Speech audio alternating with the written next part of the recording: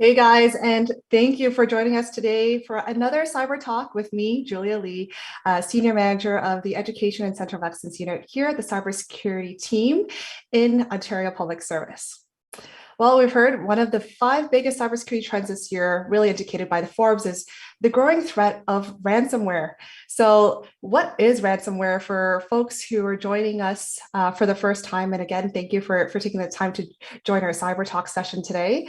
But simply put, ransomware is really a form of cyber attack which locks and encrypts files on a victim's computer system and really demands a payment in form of what we call a ransom in order to restore access to the data, in some of the cases, not publicly release information. But joining us for our discussion today is very highly anticipated and very excited to introduce you to Graeme Barrie. Graeme is the president and founder of Netmechanics, really providing cybersecurity education and awareness assistance and programs to small, medium-sized businesses and supporting municipalities as well. I understand, Graeme, that you bring to us over 20 years of information security and governance of enterprise information technology expertise, taking your work across North America, speaking at events. Most recently, I've seen you at the CISO Forum and receiving training from numerous organizations, including the RCMP in operational security. So today, really happy to get your thoughts while we explore how technology really impacts the evolving landscape of the remote workforce. So thanks, Graeme, for joining us and welcome. Thanks for having me. This is going to be great. Awesome. Well, let's just get right into it. Today, we're discussing everything ransomware. And one of the biggest misconceptions is that ransomware events occur purely for financial gain. Can you provide some insight on terms of on that misconception that we see here? And can you elaborate on what other factors might motivate malicious actors? Yeah, that's a good question. Ransomware initially started as, the financial gain aspect of it, but then it became more of or part of it is the criminals use it as a deception, as a diversion attack, so to speak. So they're using it to steal intellectual property, client data, customer data, employee data, but also impact supply chain. So there's also a corporate espionage piece to it too. So it's grown out of the financial drivers. Yeah, most definitely. And is there any kind of myths on this front that you want to dispel that maybe you get from a daily basis just around ransomware? It's ever changing. That's one of the things. I'm always glued to a device, just reading intel from organizations around the world on what these criminal groups are doing and how they're changing their tactics and trying to fly under the radar. And it's crazy. Yeah, it's interesting you say that because as you know, in terms of especially in today's world and in our ever-changing landscape of improving our tools, technologies, making sure that we revisit our programs to make sure that they're robust enough and they're always up to date. Flying under the radar, I don't know if that's still something that we're continuing to see, and maybe that's a bit of making sure that we're targeting organizations that might need a bit of assistance on making sure that they have a robust cybersecurity program in place. But why do you think that is, Graeme? It's ever changing, and ransomware has evolved from the initial just lock and encrypt the data, demand the ransom, to the lock and leak aspect of it, where they encrypted, but they stole data before they encrypted and then threatened to leak it to drive that demand for the money, to now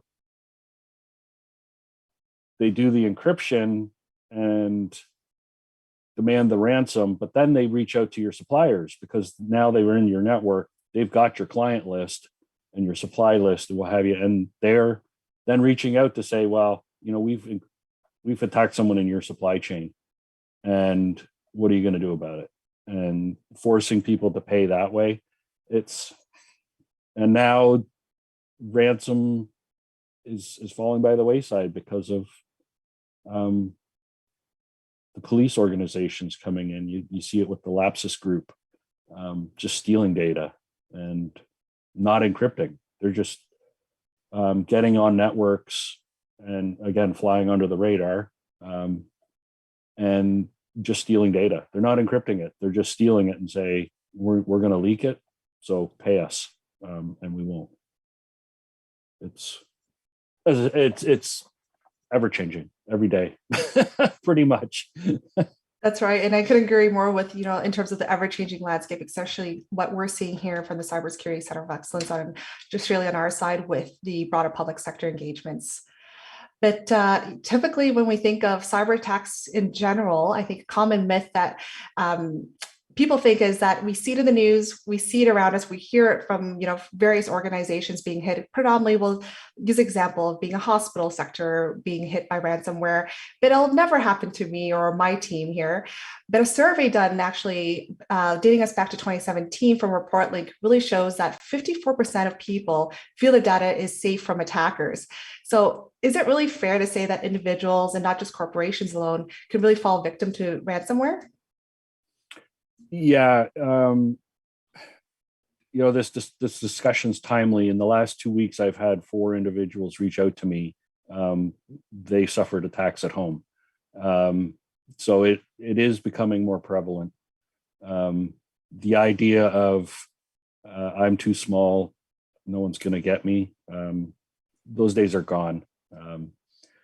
With the proliferation of devices, IoT and devices at home, smart homes and everything else, we're just exposing ourselves even more. So I think it's going to increase. And small businesses, the same goes for them. Working from home with all these devices, it increases the landscape, so to speak, your threat space. So yeah, being an individual, it's increasing. We definitely, as end users and technology users, there's a lot of education that needs to be done. Yeah, definitely. And thanks there, Graeme, for really debunking this myth and sharing your insights of what's happening within your realm on cyber attacks, and really showing that it can really happen to everyone and anyone, no matter how small or large you are. And speaking about that, you don't really have to be a big corporation like Google, a government organization, or really a public figure to really be a target of cyber attack. It can definitely happen to anyone. Not to add in the fear for our viewers today, but it truly is what we're facing in today's landscape. But as part of the Cybersecurity Awareness Month campaign that the Ontario Cybersecurity team here creates annually, last year we created a graphic novel to raise awareness to introduce a character in the role of an everyday associate of a healthcare agency, and really how cyber attackers used her as a point of entry for a ransomware attack against the whole organization. Really going to show and really bringing it back to folks who are participating in our campaign and raising awareness that anyone can be a victim of an attack, which is why we all need to really do our part. And I can't emphasize it enough in keeping our organization safe and keeping up with, of course, the latest cybersecurity practices. But just extending from my previous question there, how should individuals respond if they fall victim to ransomware, Graeme? It's getting to the point now, as I said, with all the technology we're bringing into our houses, we need to be proactive. Like we coach businesses of, that ounce of prevention is worth a pound of, what's the saying? I forget. But yeah, we really do need to take a solid look of what technology we have in our homes, and where's our data and how do we protect it to avoid the ransom attacks or the malware attacks. So we need to do that little bit of upfront work and perform backups. We've got a lot of data such as family photos and videos and all of that, and it's so easily it could be encrypted, and like I said, one of the recent ones I had reach out to me was their home NAS, a QNAP NAS device was encrypted. Last year, there was a ransomware group that took advantage of a flaw in QNAP devices. So again, backups could have prevented that. So it's sad that this is the point we're at, where we're having to perform exercises that we're doing corporately. But we've got that personal data that is so important to us personally. We need to start protecting it.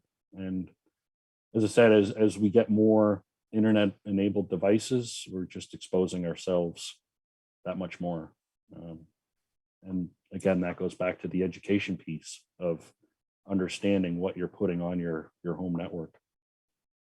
Yeah, most definitely. I think that just making sure that others are aware of how valuable your data really is, and double checking and triple checking, not just if you come across a fishy email or a link there, but making sure who are you exposing your data with, and what are some of the potential consequences or issues that this may raise if your data was put in the wrong hands, right? Mm-hmm. But according to Sonic Wall's recent cyber threat report, and I'm a big fan of stats here, and it's actually quite interesting, and some of the findings from this report, governments really worldwide, globally, saw a 1,885% increase in ransomware attacks. And if we want to narrow it down to the healthcare industry alone, continue to use that example from earlier, they really faced a 755% increase in those attacks since last year. So it is safe to say ransomware is a major issue. It is ever changing. It's growing in its complexity for organizations and for individuals. And because of this, we're hearing more about this term called ransomware as a service. Can you shed some light on this, Graeme? Yeah, it's ransomware as a service is exactly, as it sounds. It's ransomware as a service, much like as software as a service or platform as a service.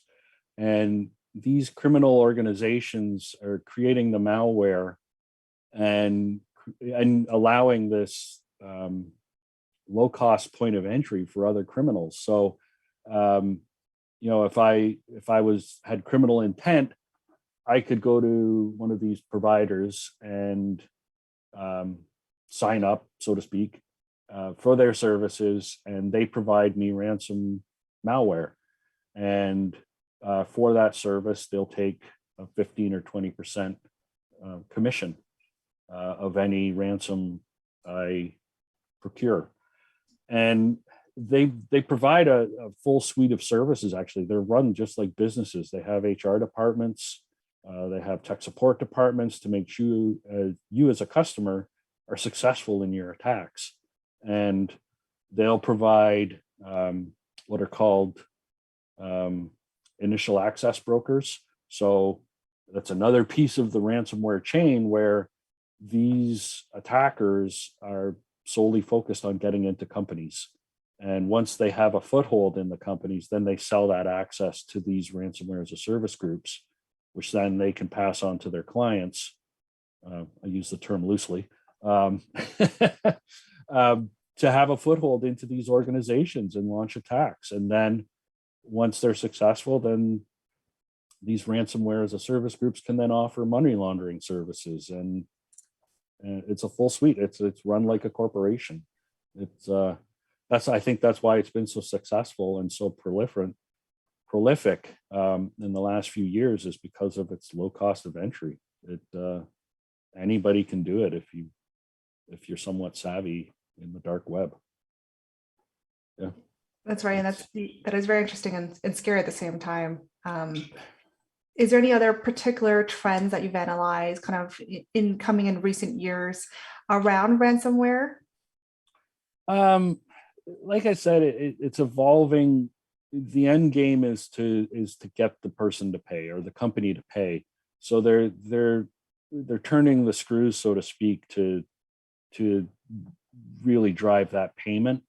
And like I said earlier, the idea of reaching out to people in your supply chain to say that you've been breached and lend that that black mark, so to speak, to force you to pay. And now it's this whole idea with this rogue group, this Lapsus group, who are just stealing data. They're not even encrypting it. They're just stealing it and threatening to leak it. And, you know, they've been on a real spree. You know, the big one that was in the news was the NVIDIA data breach, and they stole a lot of critical data that could further launch other attacks, because they got NVIDIA's signing signatures for their software and things like that. So you could bypass Microsoft security and things like that. So I think these things are going to drive more advanced attacks. And it's anybody's guess on where it's going to go with the way the world is right now. Geopolitically and otherwise, it's interesting to see where we're going to go in the next few weeks, even, because it's just so rampant, and you know, they're coming from all directions. It's yeah, it's anybody's guess. That's right. And I just assume that part of your role there, Graeme, just like, you know, many people working within the cybersecurity world, is a lot of crystal ball gazing and predicting and getting ahead of those cyber criminals. But as your services from Netmechanics around creating an education awareness program for SMEs and for municipalities, is there a specific messaging or any trends that you're seeing on that side, and providing that guidance and sculpting that programs for specific organizations or sectors there? Honestly, I think a lot of organizations they're getting lost with the shiny object syndrome, we'll call it, where you know, companies and vendors are saying, you know, we'll help you secure you with this solution and this hardware, and really they need to focus on the basics, and really that just comes down to knowing what you have and where it is. You know, what devices you have on your network, where's your data, where is this all residing, so you can understand where it is and how to protect it. And that's getting lost somewhere in the grand scheme of things. So that's really what I try to drive home with organizations, is we start with the basics, and let's start understanding where your data resides, because it's too easy to sign up for SaaS services, and then you've got, you know, your data's all over the place, and it's hard to keep track of it. And especially with workers where we're working remotely, it just adds to that complexity. So that's really where I start, is really understanding the basics and going from there. Great. Yeah, and I think that, you know, definitely we've been hearing this again from multiple kind of channels here, in terms of a way to prepare and mitigate the risks of a ransomware attack. And the best way is preparing yourself and making sure that you've got a strong incident response plan in place. And if you do already have one, it's good to always have a cycle in to make sure that you revisit that response plan to make sure that it's on par with industry standards, and if we're still continuing to follow the best practices. But I'll just take a minute just to walk through some of the services that we have available from the cybersecurity team here. We've got many resources on our learning management site. You go on to www.cybersecurity.ontario.ca. You can access all of our resources and guidance. But we have a page called the Cyber Incident Framework that walks you through the steps of an incident plan that you'll see here on screen. So I do encourage you to download the framework to really estimate the cost of a potential cyber incident that impacts you and your organization, and engage with our 24 Cybersecurity Operations Center. We've got folks on the line working 24/7 around the clock to provide assistance to you to make sure you have everything that you need when a cyber incident comes down. Well, however, I think, you know, besides having an incident response plan and strengthening that, how can cyber insurance really support an organization experiencing a ransomware situation on that front? Yeah, cyber insurance provides a great deal of services if you suffer a breach, such as a ransomware attack. They provide the forensics, the data restoration in some cases. If it comes to like client data being stolen, then they'll help provide client credit monitoring, public media releases, that sort of thing. And it really does dovetail into an incident response plan. Really, when I'm working with clients, as part of our incident response planning is identifying and reviewing the insurance policy to see how it fits into the organization and what services they're providing. And it really allows the organization, and especially in some scenarios where I've been involved with, they suffer an incident or say a ransomware attack.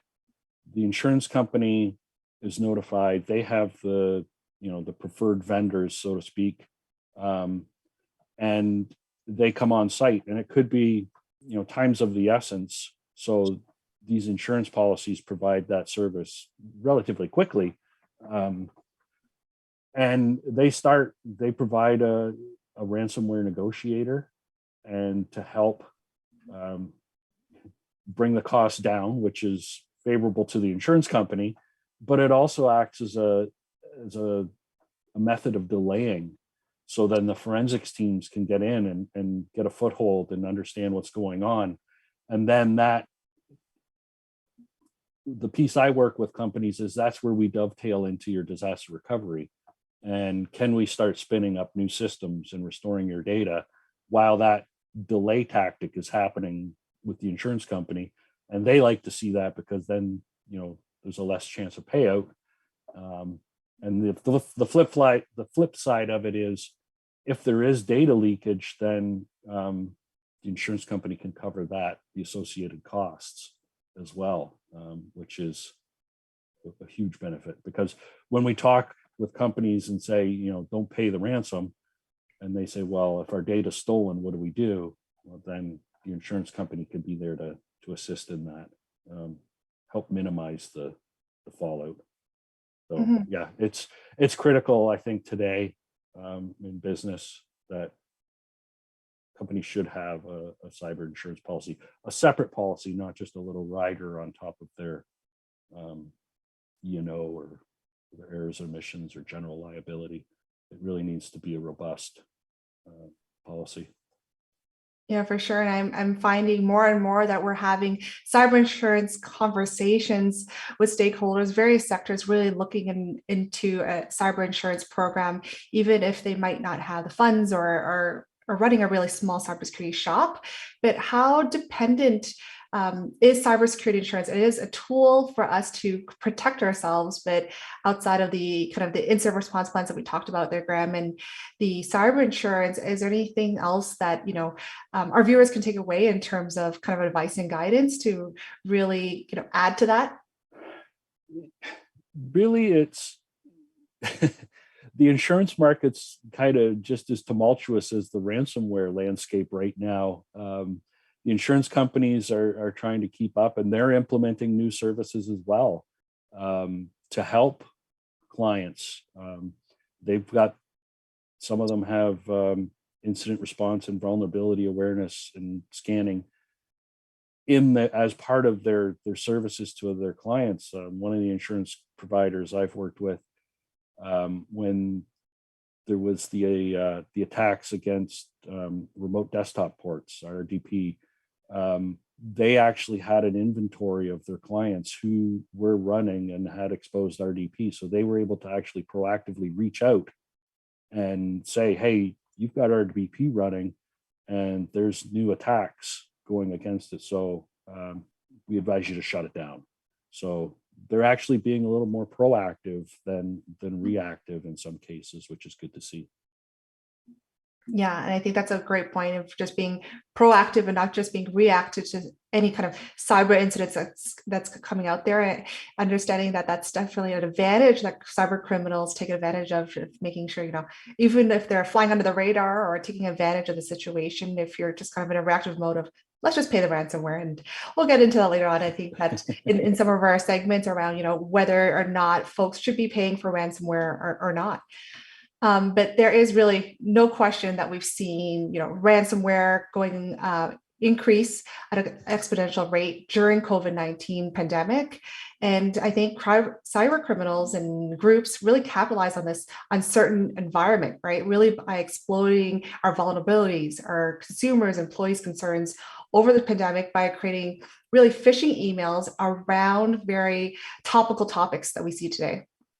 Although we have been shifting gears into, and I'm putting my very positive cap on right now of more of a, hopefully we get to the point of a post-COVID world, as we're seeing that restrictions are gradually being lifted. We're now seeing more political and economic instability. And when I talk about that, of course, is the tension around Russia and Ukraine that's ongoing at the moment. But with that being said, what does the future of ransomware really look like to you?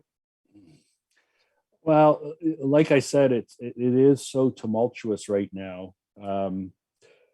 Prior to the invasion of Ukraine, we saw even Russian authorities arresting criminal gangs, and that kind of shook the industry, so to speak, of well, where's our safe haven now? Russia was always the safe spot to, launder money or provide these services. And with that arrest, it shook them and thought, well, who's our ally now? But now with the invasion and the Western world imposing sanctions and retracting services, it's really unclear of what's going to happen in that respect. Will it become more of a safe haven? And it's, like I said, with the Lapsus group, this new group, which is suspected to be South American, they're not doing it for ransom. It's unclear what their motivations are. They've kind of changed things up and disrupted the whole landscape. They don't have blogs, so to speak, on the dark web. They're using Discord, and they're using social media to announce their attacks and what they're doing. So it's a whole new model, and a lot of researchers are confused by it. And as I said earlier, the idea of bringing in new technology into organizations and even into our lives, these criminal groups are looking for any way in. I just saw the other day they were posting online, offering to pay employees access to their organizations, and it could, the idea of attacks at home, those could escalate. Like I said, with more technology coming in, our cars are basically computers. What happens if our car gets ransomed? Then that could be an extortion attempt to say, we'll unlock your car if you give us access to your organization. Something like that. I'm coming up with scenarios, but it's not far out there that anything they can use as leverage to get into an organization. I think they're going to do it, and we've seen that in the past. With the Tesla, where they were offering, I think there was 2 employees were offered $1 million access to Tesla, and I think we're going to see more of that as companies get a little more advanced in their security programs. A potentially troubled employee may be a way in, if they have debt or having problems that they can attack and leverage. So it's, yeah, the landscape is ever changing, and it the coming weeks are going to be a real tell, with the geopolitical landscape on how who's going to provide the safe havens for these organizations. Yeah, absolutely. And I think that as technology continues to grow, and just using your example there, Graeme, earlier, we definitely need to make sure that we are also ahead of the game and advance in just our cybersecurity program. Like you said, with cyber attacks, you never know when it's really going to happen or when it's going to come down. It's just, you try your best efforts to defend it against it. I think that's one of the best mechanisms. But we're seeing a trend and really a shift in how people interpret ransomware across various organizations, it's no longer an operational type risk where it's really the responsibilities of an organization, namely the IT department, for them to deal with. Instead, we should really look at it into how do we operationalize it almost like a business to conduct normal businesses, delivering the core services of this program for which it's created to provide. But on this note here, are there any signs of an imminent ransomware attack that you're seeing? And we say where there's smoke, I think they're saying is where there's smoke, there's fire. So what can you help our audience look for proactively? Yeah, typically, we really, as organizations, we really need to identify what's normal on our networks, and the traffic, what's coming in, what's coming out. So then we can identify what's abnormal. And that's what we really need to start looking for is, why is there a change in traffic? Something's happening on this particular port. Well, that could be a command and control, which would lead to a ransomware attack, potentially. So it could be, watching for larger amounts of data coming out of the network, things like that. And that's what we really need to focus on is what's happening on the networks. As you said, where there's smoke, there's fire, and that's pretty much a tell that there's something smoking on the network. When we can see that that things aren't acting as normal, that's when we can pinpoint and the alarms start going off. And as organizations, we need to start focusing more on that, which we've always looked for things like privilege escalation and things like that. But as they shift tactics, there's always going to be some abnormal network traffic, and that's what we need to pinpoint. Excellent. Yeah, and that's certainly the case here. But before we move on to our Q&A session, I see lots of questions coming from our viewers today around the topic of ransomware, which is excellent because raising awareness really starts and begins and continues to foster that collaboration of these discussions that we have here today. But my last question for you today, before we move to our viewers, is understanding that you've got a cybersecurity career that spans over 20 years. And getting to your point today in the position of president for Netmechanics, I'm sure that you've had a lot of advice probably throughout your career journey, but what is the best cybersecurity advice you can give or you've ever received? Oh, I would have, the first bit off the top of my head would be never stop learning. You can't sit still. If you see cybersecurity professionals sitting there, it's much like a duck. On the surface of the water, they look calm, but underneath they're paddling like mad. And that's typically the case. And a security researcher I followed a few years ago, they said, if you stopped looking at the landscape for even 2 weeks, you're out of date. So it's never stop learning. And the industry's so vast and wide, even if you're not technical, there's a space for you. It's ever changing. And if I could go back in my career, it would be, I should have focused more on my writing because it seems all I do now is write reports. But when you're young, it's, the hack is the is the excitement and trying to breach a network, what have you. But I spend all my time writing and communicating with the board. So those communication skills I probably should have worked on more when I was younger. That's great to know. And yeah, I totally agree. We've got, within the cybersecurity team, we've got the more the technical folks who are actually doing the analyzing, the predicting and defending against cyber threats. But that's the kind of the technical, back end that we do. But we definitely need someone to kind of really push out the communications. And we've been seeing that, I think, year after year, there's more of an emphasis on an education and awareness program, communicating out on the kind of cyber threats, what's happening, and ensuring that people understand what they need to do and what the best practices and advice is happening at that point. Yeah, I agree. And we need to have people to help translate it into language that businesses understand.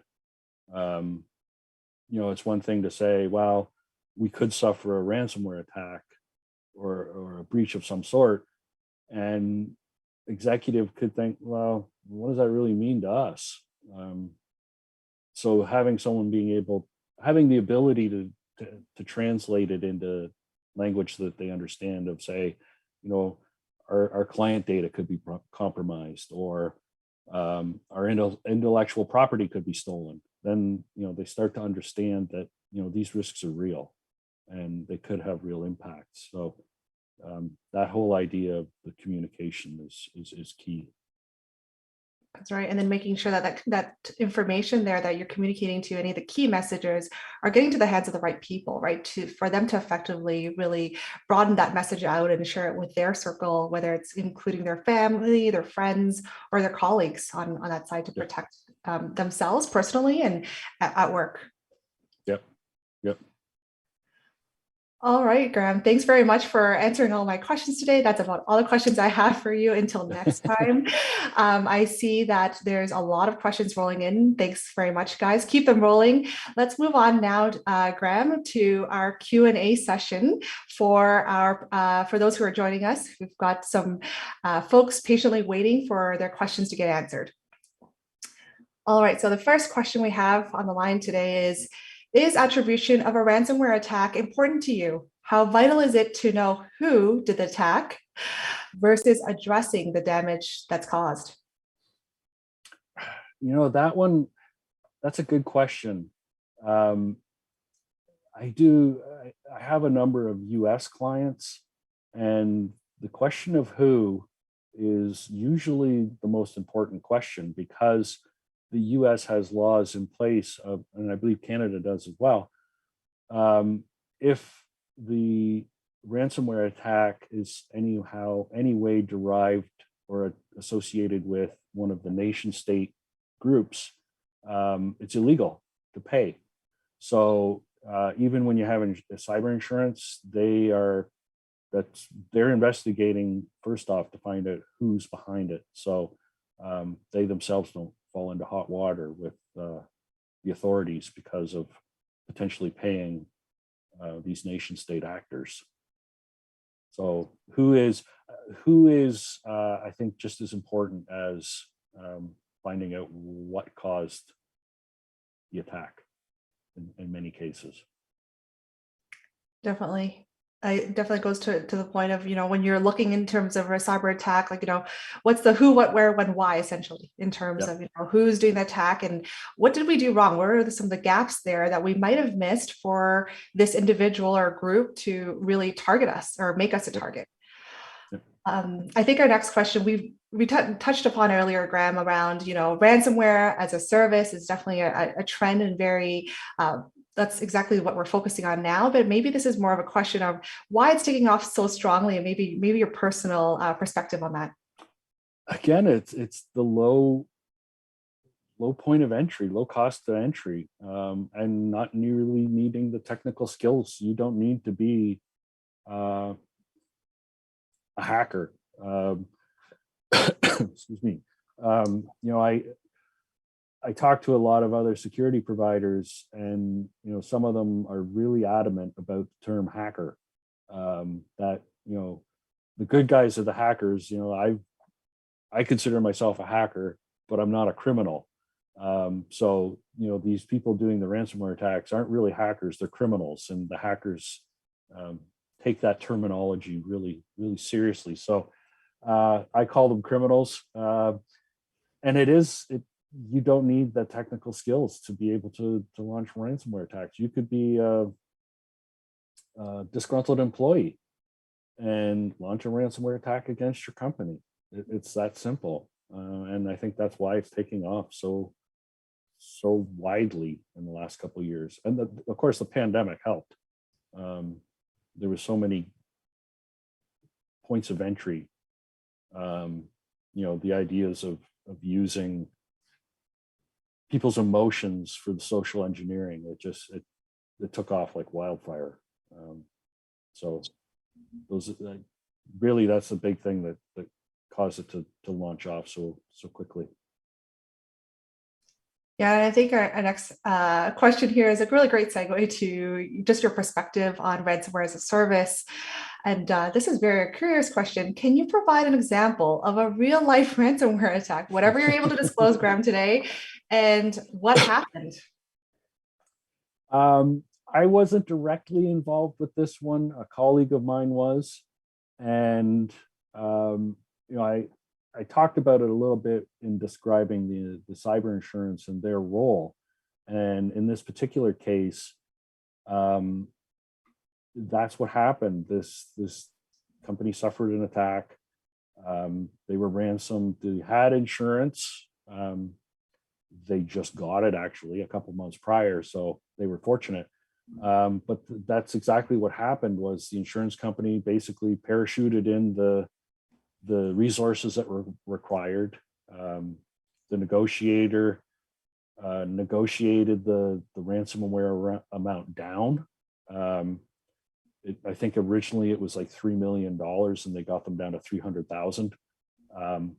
But again, at the same time, the disaster recovery plan was enacted, and the IT staff were able to restore systems, and ultimately they didn't pay. This was a textbook example of how things should work. A lot of times they don't go that well. But this particular one, again, I wasn't directly involved with. A colleague of mine was, and he was giving me the play-by-plays as they were happening. Yeah, that's definitely very interesting. Just on your side, in terms of your role and in terms of how you see a ransomware really roll out and play out from your side. Our next question is, I do like the honesty here. I don't understand how criminals can get away with this. Is the ransomware as a service transactions done on the dark web, or is it something that's Googleable and our federal cyber crime units just don't have maybe or strong enough resources to really stop it?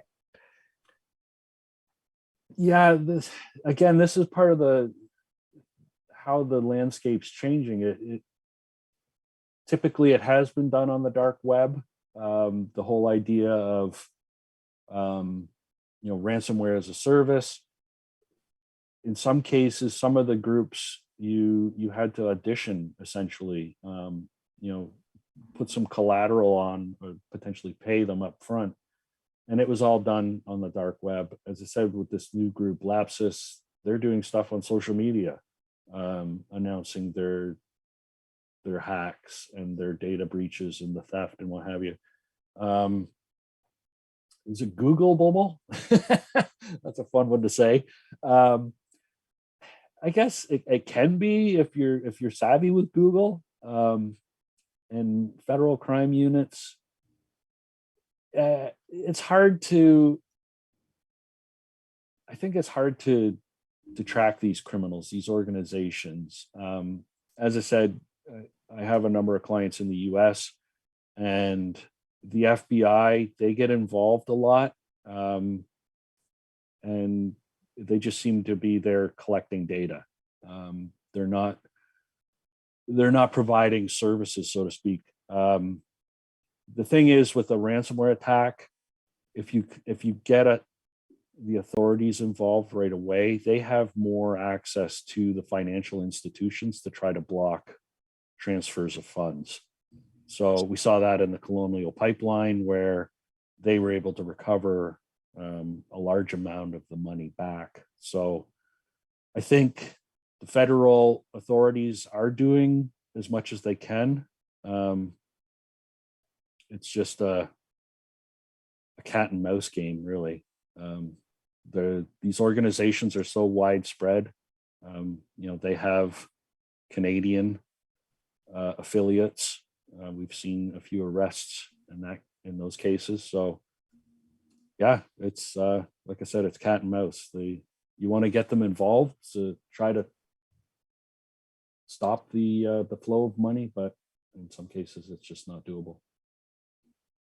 Yeah, that's right. Yeah, I do have my thoughts around making, ensuring it's Googleable. I haven't tried on my side yet, so I don't really have much to input here on this front. But if you guys here, have seen something across, your search engines that you'd like to share in this forum, feel free to share it here today. But assuming my files are encrypted by ransomware, I have backups for one of our viewers today. Should I ignore their request and just power up the backups? What do you have to say about this, Graeme? The key to this question is, do you know your backups are good? A lot of organizations say they back up. The key is to test your backups, do test restores to ensure you can rely on them, and that the backup is actually air gapped and doesn't contain the malware that has infected your system. So that's kind of a roundabout answer to the question. There's a number of variables there, but in many cases, if your backups are solid and you can trust them, then yes, you should be able to just restore. Again, this is a perfect scenario. Great. All right. I've just got a few more questions on the line here today. When does law enforcement really get involved in ransomware scenarios? Like I said, they'll try to get ahead of the money flow, the transaction piece, to restore the funds or reclaim the funds. They don't get into the technical side of the event. Again, it's statistical and they're gathering data for their own intel, I think, but it's mainly to capture the funds so they aren't getting transferred. Yeah. And I think a lot of it is just making sure that they're having enforcements in place to kind of stop, the individual or the group, again, in terms of the cyber criminal, just trying to get through the attack. And of course, making sure that, there's definitely consequences to any kind of cyber attacks of stealing sensitive information or data that does not belong to you. Yep.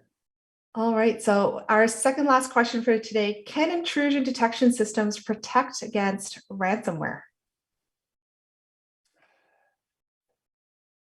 No, I shouldn't say not really. The thing is, IDS and IPS, they'll help give us the idea of what's normal on our network, and then flag the abnormal, like I said. The thing is, these systems just create so much data that it's really hard to stay on top of. Yes, they can help identify, but again, it's we see this in a lot of cases now where SOC analysts are suffering burnout because they're just the amount of data being thrown at them is overwhelming. So yes, they can help, but you need to have the measures in place to be able to analyze the data properly and effectively, and weed out the false positives and what have you. It's just one small piece to the bigger puzzle that is your overall program. That's right. All right, so one of our last and final questions is, will the team, Julia's team, well, this Cybersecurity Center of Excellence team be at CWC 2022? For those of you who don't know what CWC stands for, there's a lot of acronyms running in the cybersecurity world. But this one is referring to this year's highly anticipated Canadian Women in Cybersecurity Conference event, bringing in industry, academia, private and public sector really together in a forum over a course of 2 days from May 4th and 5th, which is quite exciting. And I'm very happy to be part of this conference, as well as interacting with you guys in person. Come out to this event. This year, for the first time, we're taking it to the next level of making sure there's a virtual component, but also a hybrid component for those who do want to meet one another in person, because I know I'm ready, in terms of engaging with us at the Oshawa Executive Hangar Airport. But the conference itself really talks about some of the gaps that we're facing here around the diversity front. We're gathering, and of course, all people of various backgrounds, wherever you're coming from, or wherever, even if you're pursuing a career in cybersecurity, it's that diversity and the background, the ability to have discussions to really talk about, what are the real challenges of today in the diversity side of the Canadian cybersecurity ecosystem. It's not really just limited to hard practices alone in an organization, but bringing in diversity and increasing our diversities across the board really propels new ideas, new innovations, and techniques that really position us, Canada, and putting Canada on the map as a global leader in cybersecurity.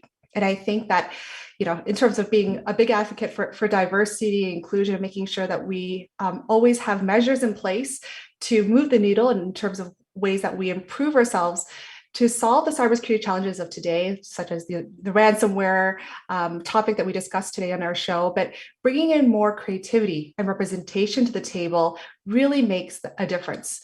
On that note there, Graeme, will you be joining us at this year's Canadian Women in Cybersecurity Conference? Yes, I am looking forward to it. I'm so looking forward to getting to an in-person conference again.